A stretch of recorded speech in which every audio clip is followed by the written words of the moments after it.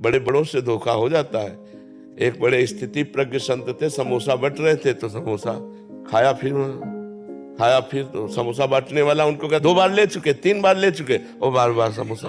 तो एक संत थे, उनके मन में आया कि यार हम तो इनको बहुत अच्छे भजनानंदी संत समझते थे, ये तो बहुत समोसा ही को बार बार हाथ पाए।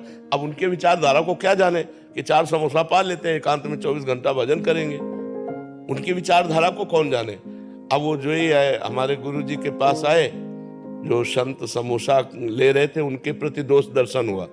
तो गुरु जी ने कहा दुर्गंध आ रही है, तुम्हारे से दुर्गंध आ रही। उनका महाराज जी हम साबुन नहीं लगाते इसलिए। बोले ये दुर्गंध नहीं है, ये संत अपराध की दुर्गंध है, तुम कोई संत अपराध करके आ रहे हो। तो उनका महाराज जी संत अपराध तो हम किसी से मिलते ही नहीं, तो संत अपराध क्या। नहीं, बोले जरूर दे। तो उनका महाराज जी अभी एक समोसा बांट रहा था और एक संत परिचय के थे, बड़े भजनानंदी, और बार बार उससे समोसा मांग रहे। तो हमारे मन में आया कि यार ये, बोले जाओ।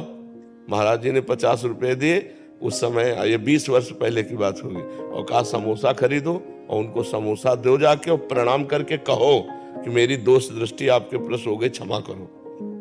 तो संतों की मान लो जैसे समोसा बट रहा है, उनके मन में आया कि 4 समोसा पा लेते हैं, बाद मधुकरी नहीं मांगना है, एकांत में भजन करेंगे 24 घंटे। अब आप समोसा मांगते हुए तो देख रहे हैं, लेकिन उनकी आंतरिक वृत्ति को तो नहीं देख रहे हैं। देने वाला तो दे ही रहा है, अगर वो अपमानित भी कर रहा है तो अपमान सहना संतों का स्वभाव होता है। फिर धक्का खा के फिर संतों की महिमा को केवल संत ही जान सकते हैं, बाहरी विचार से नहीं जाना जा सकता। बड़े बड़ों से